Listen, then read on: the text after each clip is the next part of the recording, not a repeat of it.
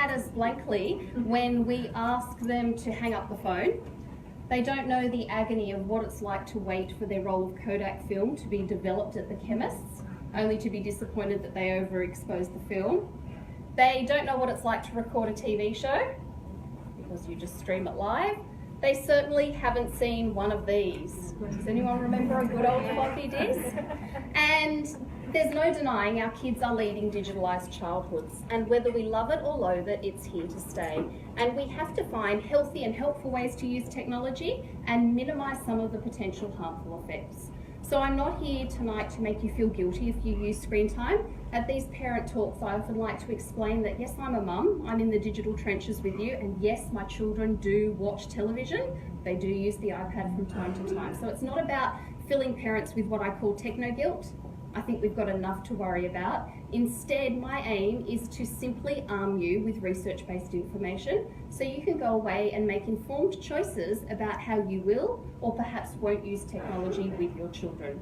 Because it is here to stay, and what I call digitally amputating our kids is not effective. Cutting them off from technology, banning it, fearing it, ignoring it, or even worse, hoping that it's just a stage that our kids are going through is ineffective. Our kids will inherit this digital world, so we have to teach them the best ways to use this technology. So this is another old technology. Does anyone remember this old technology? Or perhaps this sound. Hang on, come back a sec.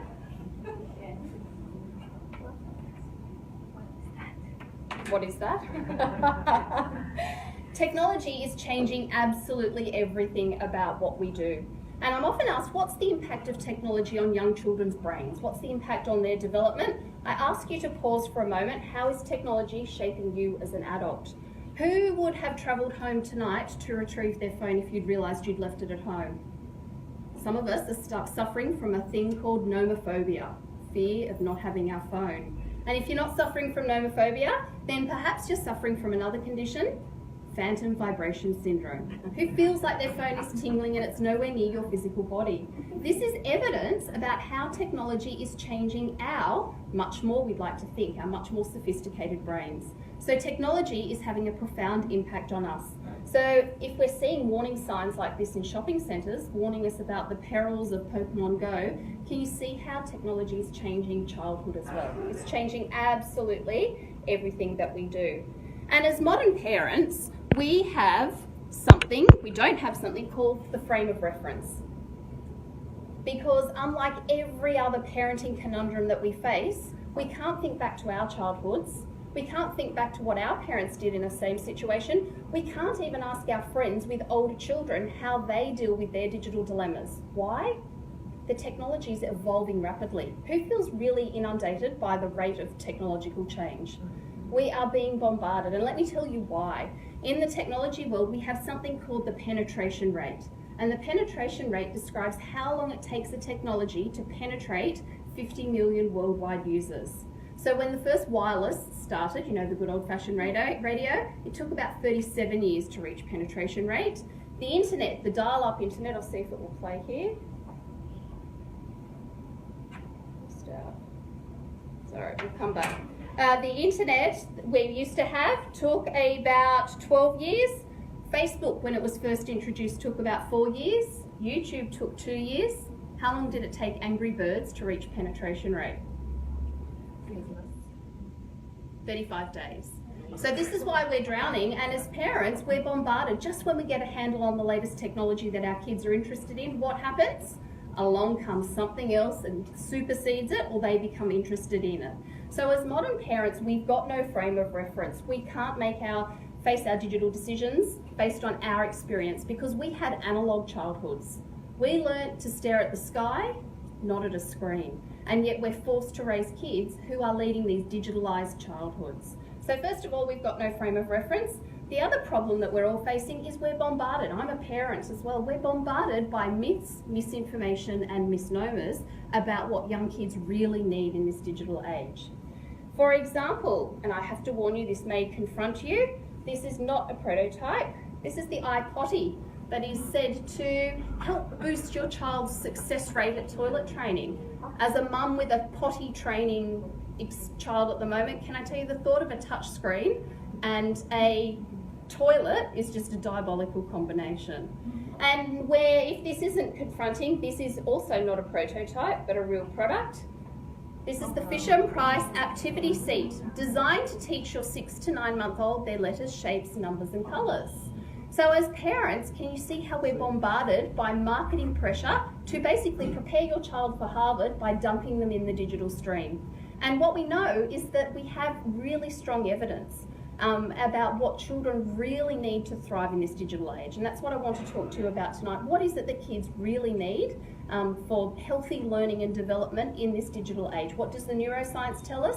What does the developmental science tell us? But before we dive in there, I want to talk to you a bit about how I came across, or how I fell into this line of work, and it was purely accidental. I wish I had a more glamorous story to share with you. But I am a mum, and my first son, this is not how I date his chronological age, but it's important contextual information. He was born 6 months after the first iPad came out. So, how old does that make him now? How old's the iPad? Does the iPad feel like it's been here forever? It just had its sixth birthday in May this year. So in a really short period of time, can you see how rapidly adopted?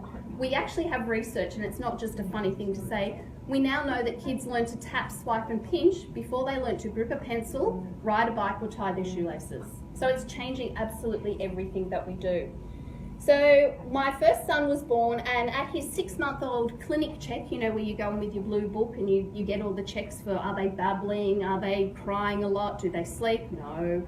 All those sorts of normal checks. I sat down with Joan, who was my clinic nurse, and Joan was giving me all the right nods and ticks till we got to the end of the appointment, and she asked me with Taj, and I almost fell off my seat. Now, I was the first time sleep deprived mum who foolishly made the appointment at the clinic at 9 a.m. Big mistake. So I hadn't had a coffee and I was a bit incoherent. Joan didn't know that I was a researcher in this field. And I asked her to repeat the question, and Joan proceeded to tell me that I would let my son fall behind if he wasn't using apps. He was 6 months. And ironically, I went home, had the coffee, and I started a social media campaign about babies needing laps, not apps. And of course, what happened? The social media campaign went viral. And at the same time, girls in my mother's group were asking me, is it okay to watch Baby Einstein DVDs? What about television? My husband sits there with the baby watching television. So I had been a teacher, turned into an academic, and I was a researcher in this field. I looked at the science. So I take the neuroscience, I take the developmental science, and then I look at how technology is intersecting with those two fields. How is technology changing the way children's brains develop? How is it changing their physical development as well? And I realised here we had a health professional, or an allied health professional, giving out misinformation. Can you see why we're bombarded? If we read the headlines, technology is often demonised. We're told screens are bad, it will give your child square eyes, it will hinder their brain development. But on the other side, we walk into toy stores and we see products like this. So there is a whole lot of myth and misinformation. And so I started on a quest to gather this research. I was on maternity leave and I became somewhat obsessed, people might say, interested in this field of work. And I started to take the science and the research and translate it into, well, what do parents really need to know? We're time poor, we don't want to digest research and journals, but we need research-based information. So that was the genesis. I was a bit of a slow starter. That was the genesis of my book about 6 years ago. And it basically is the compilation of my work as a teacher, as a researcher, but most importantly, as a mum. We need effective mum-proof strategies that actually work in the real world. So I need to say at the very beginning tonight that I'm not here to shoot on you. This is not about telling you what you should be doing. Remember, I just want to arm you with research